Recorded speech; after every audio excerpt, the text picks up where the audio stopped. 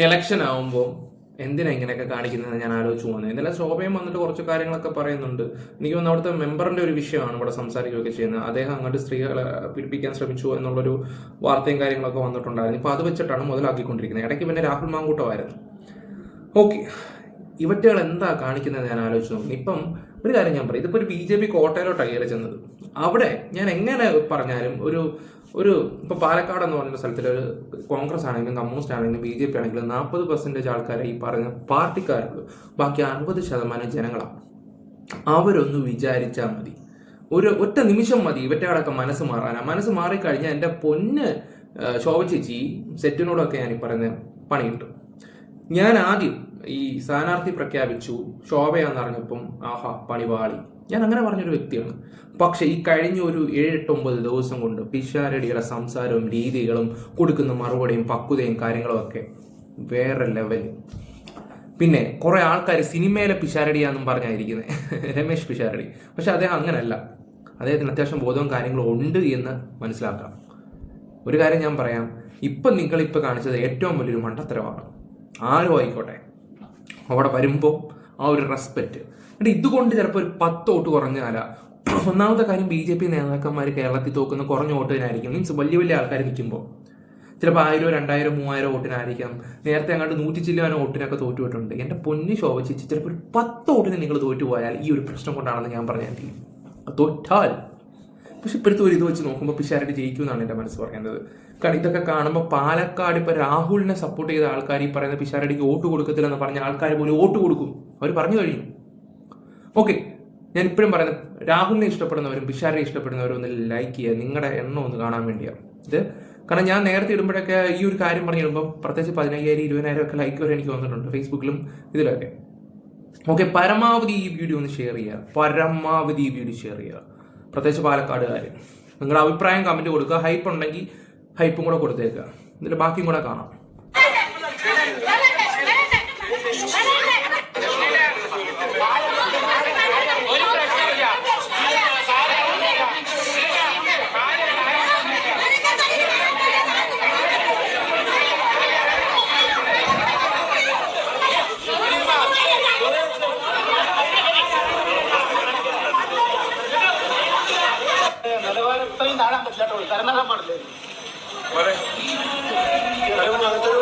കുഴപ്പമില്ലെന്നേ, നമ്മളെന്തിനാ അവരോട് ഉപദ്രവം തർക്കിക്കുന്നത്? മരിച്ചവരുടെ വീടായിരിക്കും, അതാണ് സ്വഭാവമുള്ളതാണ്. നമ്മളെന്തിനാ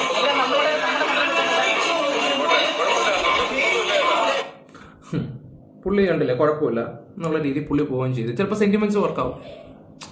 മനസ്സിലായോ? ഇപ്പൊ രമേശ് പിഷാരടി നിൽക്കുക. ഇപ്പം എനിക്ക് തോന്നുന്നു ന്യൂസിൽ മൊത്തം പിഷാരടി ഇടയ്ക്കില്ല അഖിൽമാരാര് എന്തോ ഒരു കാര്യം പറഞ്ഞപ്പം അഖിൽമാരാര് പിഷാരടി എടുത്തിട്ട് പിഷാരടി അതിനൊരു നല്ലൊരു മറുപടി കൊടുത്തു. പിന്നെ മാരാര് ഞാനും പിഷാരടിയും തമ്മിലുള്ള വ്യത്യാസം ഒരു പോസ്റ്റ് ഇടുന്ന്, ബിഗ് ബോസ് വിന്നർ അത് ഇതെന്നും പറയുന്നത്. പുള്ളി അപ്പോഴും ഓരോ ചോദ്യങ്ങളായിട്ടില്ല. അപ്പൊ പുള്ളിക്ക് താല്പര്യമില്ല. കാരണം ഇതൊന്നും സംസാരിക്കേണ്ട ഒരു കാര്യമല്ല. ഇപ്പൊ രാഹുൽ മാങ്കൂട്ടത്തിന്റെ കാര്യം ചോദിച്ചപ്പോഴാണെങ്കിൽ പോലും കോടതി കിടക്കുന്ന കേസ് കേട്ടാണ് അവിടുന്ന് ഏത് കിട്ടിയാലും ശിക്ഷ കിട്ടിയാൽ തെറ്റ് ചെയ്തിട്ടുണ്ടെങ്കിൽ ശിക്ഷ കിട്ടട്ടെ എന്നുള്ള രീതിയിലാണ് അദ്ദേഹം സംസാരിക്കുകയൊക്കെ ചെയ്തത്. ഇനിയിപ്പോ ശോഭ പറയുന്നത് കേട്ടെ. ും തോളിൽ കയറ്റി നടക്കുന്ന ഒരു സ്ഥാനാർത്ഥിയെ സംബന്ധിച്ച് പൊതുസമൂഹത്തിലെ അമ്മമാർ അതിനെതിരെ പ്രതികരിക്കും എന്ന് പറയുമ്പോൾ അത് മാധ്യമ ലോകം കാണേണ്ടത് ഒന്ന് ശുദ്ധത പഠിപ്പിക്കാൻ തയ്യാറാവുക. കേരളം ഞെട്ടലോടുകൂടി ചർച്ച ചെയ്ത ഒരു പീഡന കേസുമായി ബന്ധപ്പെട്ട് നടന്ന അറസ്റ്റിനെ തുടർന്ന് മാധ്യമ പ്രവർത്തകർ ചോദിച്ച ഒരു ചോദ്യത്തിന് UDFന്റെ സ്ഥാനാർത്ഥി പറഞ്ഞ മറുപടി എന്തായിരുന്നു? UDFന്റെ സ്ഥാനാർത്ഥി പറഞ്ഞത് ഒരാളുടെ വ്യക്തിപരമായിട്ടുള്ള ഒരു കാര്യമാണ് ബലാത്സംഗം എന്നാണ്. ഇത്ര നെറികെട്ട രീതിയിൽ ഈ കേരളത്തിന്റെ പൊതുസമൂഹത്തെ അപമാനിക്കുന്ന രീതിയിൽ, ഇവിടുത്തെ പെൺകുട്ടികളുടെ അമ്മമാരുടെ സ്വത്വബോധത്തെ ചോദ്യം ചെയ്യുന്ന രീതിയിൽ കേരളത്തിന്റെ ചരിത്രത്തിൽ ഏതെങ്കിലും ഒരു രാഷ്ട്രീയ നേതാവ് പ്രതികരിച്ചിട്ടുണ്ടോ? അല്ല, പരസ്പര സമ്മതത്തോടാണ് ചെയ്യുന്നെങ്കിൽ അതൊരു വിഷയമാണോ? പരസ്പര സമൂഹത്തോടെ ചെയ്ത് കഴിഞ്ഞിട്ട് അവസാനം ഇങ്ങോട്ട് വന്നിട്ട് പീഡിപ്പിച്ചു അതാന്ന് പറയുന്നത് എനിക്ക് വലിയ യോജിപ്പോ കാര്യങ്ങളൊന്നുമില്ല. അത് എല്ലാവർക്കും അങ്ങനെ തന്നെ. എല്ലാം ചെയ്തെല്ലാം കഴിഞ്ഞിട്ട് എന്തെങ്കിലും ഒരു വിഷയം വരുമ്പോൾ കിടക്കുന്ന എന്നെ നശിപ്പിച്ചു എന്ന് പറയും. നിങ്ങൾ ഈ സമൂഹത്തിൽ ഇതുപോലുള്ളവരൊക്കെ വന്നിട്ട് ഇപ്പം ശോഭ ചേച്ചി പറയുന്ന പോലെ എന്ന് വെച്ചാൽ നശിപ്പിച്ചു എന്നുള്ള രീതി പറയുന്നു. കെട്ടിയിട്ടോ ഒന്നും അല്ല. അതും കൂടെ ഒന്ന് ആലോചിച്ച് നോക്കുന്നത് നല്ലതായിരിക്കും. പരസ്പര സമൂഹത്തോടെ അത് കഴിഞ്ഞിട്ട് ഇപ്പം ആർക്ക് വേണമെങ്കിലും 6 പേര് വേണമെങ്കിലും ഇതുപോലെ കൊടുക്കാൻ പറ്റും. ആർക്ക് വേണമെങ്കിലും കൊടുക്കാൻ പറ്റും. ഒരു പഞ്ചായത്ത് മെമ്പറിന്റെ വിഷയമാണ് ഇപ്പോൾ സംസാരിക്കുകയൊക്കെ ചെയ്യുന്നത്. അത് ഈ രാഹുൽ മാങ്കൂട്ടത്തിന് കൂടെ ഇടയ്ക്ക് കൂടെ അയാൾ ഫോട്ടോ ഒക്കെ എടുക്കുകയൊക്കെ കണ്ട് ചെയ്തതാണ്. രാഹുലിനെ കെട്ടിപ്പിടിക്കുകയൊക്കെ ചെയ്യുന്നതാണ്. പുള്ളിക്കാണ് ഇപ്പം ആ ഒരു ഇത് വന്നത്. ഇനി പണി കൊടുത്തതാണോ എന്ന് ആർക്കറിയാം. എന്തായാലും ഞാനൊരു കാര്യം പറയാം. ഇന്നലെ ആ ഒരു വീഡിയോ കണ്ടപ്പോഴും എനിക്ക് മനസ്സിലായിട്ടുണ്ട്, നിങ്ങൾക്കൊക്കെ ഇവിടെ ഭരണം കിട്ടിക്കഴിഞ്ഞാൽ നിങ്ങൾ നശിപ്പിക്കും, ഉറപ്പായിട്ടും നശിപ്പിക്കും.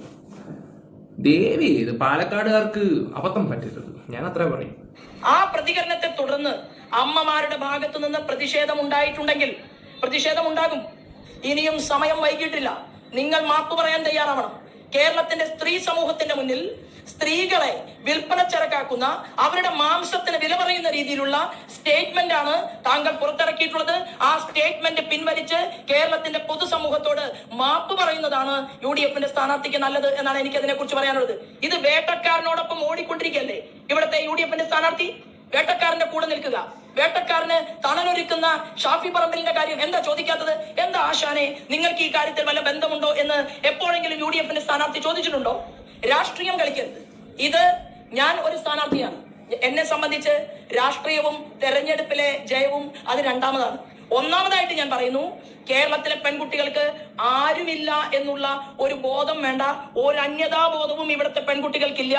ഞാൻ UP-യിലൊക്കെ കാര്യങ്ങളൊക്കെ ഞാനൊന്ന് ആലോചിച്ച് പോവായിരുന്നു. UP ആയിട്ടൊന്നും കുഴക്കുന്നില്ല, അത് കേരളമല്ലേ, ഇവിടെ മുടിപ്പിക്കായിരുന്നാൽ മതി. പിന്നെ എനിക്ക് ചേച്ചിയുടെ ഒക്കെ ചോദിക്കേണ്ട ഒരു കാര്യം എന്ന് പറഞ്ഞാൽ എന്താ പറയാ, വേണ്ട, വെക്കട്ടെ. ഈ ശബരിമല വിഷയം നടന്ന സമയത്തെ എല്ലാവരും രാഹുൽ മാങ്കൂട്ടത്തിൻ്റെ കൂടെ പോയിട്ടുണ്ടായിരുന്നു. എല്ലാവരും ഈ BJP കുറിച്ച് എനിക്കൊരു മതിപ്പുള്ളത് എപ്പോഴായിരുന്നു അറിയാമോ? ആ ശബരിമല പണ്ട് വിഷയം സ്ത്രീകളെ കയറിയ സമയത്ത് BJP സ്ട്രോങ് ആയിട്ട് നിന്നായിരുന്നു. പക്ഷെ ആ സ്വർണം പോയ സമയത്ത് ഇവറ്റകൾ ഒരു മനുഷ്യർ പോലും ഒന്ന് സംസാരിക്കാൻ പോലും അല്ലെങ്കിൽ ഒരു ഇത് സമരം വെക്കാനോ ഒന്നിനും ഇല്ലായിരുന്നു, ഒരു കാര്യത്തിനും ഇല്ലായിരുന്നു. അപ്പോഴെനിക്ക് മനസ്സിലായതാണ് നിങ്ങളുടെ നിലപാടും കാര്യങ്ങളും ഒക്കെ. നിങ്ങൾക്ക് ഭരണം കിട്ടാൻ വേണ്ടി നിങ്ങൾ സൈലൻസ് ആയിട്ട് പല കാര്യങ്ങളും നിങ്ങൾ ചെയ്യും. എന്തായാലും പിഷാരടി എന്താ പറയുന്നതെന്ന് കേൾക്കാം. വരികയും വല്ലാതെ ഒച്ചയെടുക്കുകയും ഇതിലെ നിങ്ങൾ ആരെയും കയറ്റിവിടില്ല, കടത്താൻ പറ്റില്ല, നിങ്ങൾക്ക് വരാൻ പറ്റില്ല എന്നൊക്കെ പറയാൻ ഭയങ്കരമായിട്ടോ എടുക്കുന്നു. അപ്പോഴേക്കും എന്റെ കൂടെ ഉണ്ടായിരുന്നവര് ഇത് നിങ്ങൾക്ക് ഉള്ള സ്ഥലമല്ലല്ലോ, നിങ്ങൾക്ക് എഴുതി തന്നിട്ടില്ലല്ലോ എന്നൊക്കെ പറഞ്ഞ് ഇവര് തമ്മിൽ ഒരു ചെറിയ തർക്കമുണ്ട്. എന്ത് ചെയ്തിട്ടും ആ സ്ത്രീ നമ്മളെ അങ്ങോട്ട് പോകാനായിട്ട് സമ്മതിക്കുന്നില്ലായിരുന്നു. ഞാൻ എന്റെ കൂടെ ഉള്ളവരോട് പറഞ്ഞു, തൽക്കാലം ഇപ്പൊ നമ്മൾ തിരിച്ച് ഒപ്പത്തിനൊപ്പം ഒച്ചയെടുക്കലല്ല വേണ്ടത്. ഞാനും കാര്യമായിട്ടൊന്നും പറഞ്ഞില്ല. ഞാൻ കാര്യമായിട്ടൊന്നും പറയാത്തത്, ഒന്നാമത് എനിക്കെതിരെ ഒച്ചയെടുത്തോണ്ട് വന്നത് ഒരു സ്ത്രീയാണ്. ഞാൻ എന്തെങ്കിലും എന്റെ വായിൽ എന്തെങ്കിലും പറഞ്ഞിട്ട് പിന്നെ സ്ത്രീ വിരുദ്ധതയായി എന്നെ വല്ല ഭേദ്യം ചെയ്യാൻ വന്ന് ഞാൻ വല്ല തൊട്ട് കഴിഞ്ഞാൽ പിന്നെ സ്ത്രീയുടെ ശരീരത്തിൽ തൊട്ടു നയി ഇതൊക്കെ ഉള്ളതുകൊണ്ട് ഞാൻ കൈ പുറകെ കെട്ടി ആദ്യം നിന്നു. അത് നിന്ന ശേഷം വല്ലാതെ ഒച്ചയെടുക്കുന്നു, ഇവിടെ ഇവർ വരാൻ പാടില്ല, ഇവിടെ പ്രചരണത്തിന് വരാൻ പാടില്ല. അപ്പൊ ഇവര് ആ ഒരു അമ്മ ഒരു മണ്ഡലം പ്രസിഡന്റിന്റെ ഭാര്യയാണ്, ഒരു ആ വീഡിയോ കാണുന്ന ഒരു ഡാർക്ക് ബ്ലൂ സാരി എടുത്തൊരു അമ്മ. ആ അമ്മ, നിന്നെ ഞാൻ എന്റെ വീട്ടിലേക്കാണ് വിളിച്ചത്, ഈ റോഡ് ഇവരുടെ അല്ല, അതുകൊണ്ട് നീ ദയവ് ചെയ്ത് എന്റെ കൂട്ടത്തിൽ എന്റെ വീട്ടിലോട്ട് പോകാന്ന് പറഞ്ഞ് എന്നെ വിളിച്ചുകൊണ്ടിരിക്കുകയാണ്. പക്ഷെ ഞാൻ ഒരു പ്രശ്നം വേണ്ട, കാരണം രാഷ്ട്രീയത്തിൽ ബലാബലം പരീക്ഷിക്കേണ്ടത് ഇത്തരത്തിലല്ല. രാഷ്ട്രീയത്തിൽ ബലാബലം പരീക്ഷിക്കേണ്ടത് ആശയങ്ങൾ കൊണ്ടാണ്. നോക്കൂ, പാലക്കാട് എന്ന് പറയുന്ന പ്രദേശത്ത് ഭൂരിപക്ഷം സ്ഥലങ്ങളും UDF-ന്റെ ശക്തി കേന്ദ്രങ്ങളാണ്.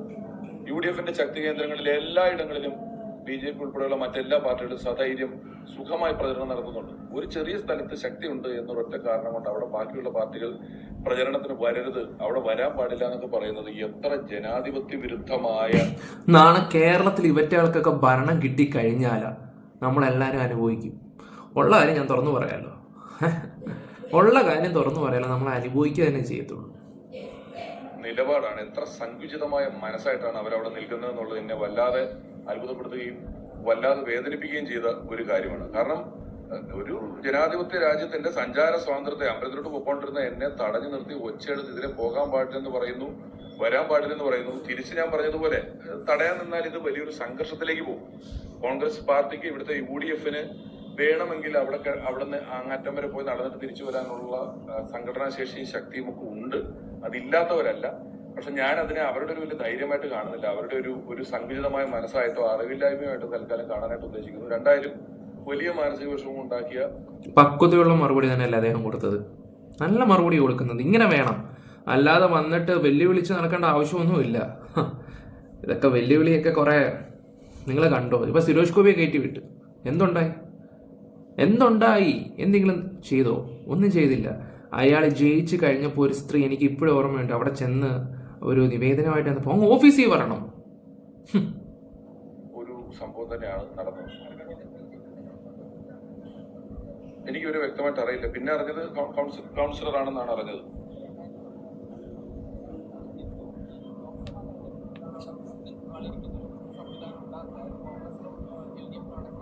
കോൺഗ്രസിനും അല്ലെങ്കിലും ബൂത്തിലിരിക്കാൻ പറ്റാത്ത സ്ഥലമാണ്.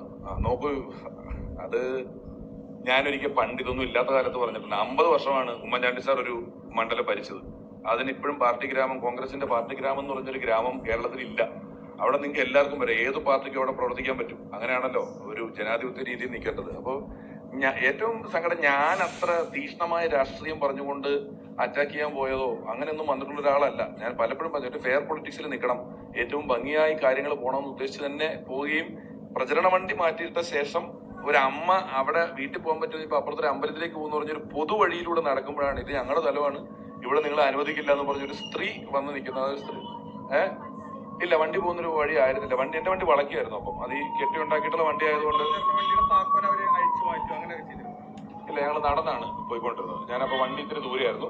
ഞങ്ങൾ അവരുടെ അമ്മ വിളിച്ചിട്ട്, കാരണം എനിക്ക് അങ്ങോട്ട് പോകാനുള്ള പ്ലാൻ ഇല്ലായിരുന്നു. എന്നെ അവിടെ ഉള്ളൊരു അമ്മ നിർബന്ധിച്ച് വിളിച്ചതാണ്, മോനെ എന്റെ വീട്ടിൽ വാ. ഞാൻ ഇപ്പൊ കഴിഞ്ഞുള്ളൂ, ഇത് ഒരു അല്പസമയം മുമ്പ് നടന്നത്. മറ്റൊന്നും ഞാൻ അറിയുവോ, ഞാൻ അങ്ങനെ ഒരു ഈ മണ്ഡലത്തിൽ അത്തരത്തിലൊരു എന്താ പറയുന്നത് സംഘർഷപരിതമായ അന്തരീക്ഷം ഉണ്ടായിക്കൊണ്ട് ആളുകളുടെ ജനജീവിതത്തെ ബാധിക്കുന്ന രീതിയിൽ എന്തെങ്കിലും ചെയ്യണമെന്നുള്ള ആഗ്രഹം ഇല്ല. പക്ഷേ വളരെ വിഷമം തോന്നിയ എനിക്ക് ഒരു ദുരനുഭവം എന്ന് പറഞ്ഞാൽ, ഞാൻ ഇത്രയും ദിവസം ഇവിടെ നടക്കുമ്പോഴും കിട്ടിയെടുത്തത് നിന്നുള്ളതിനേക്കാളൊക്കെ വിഷമം തോന്നിയ ഒരു വലിയ അനുഭവമായി പോയത്. അവരൊരു അധികാര സ്ഥാനത്തിരിക്കുന്ന ഒരു മെമ്പറാണ്.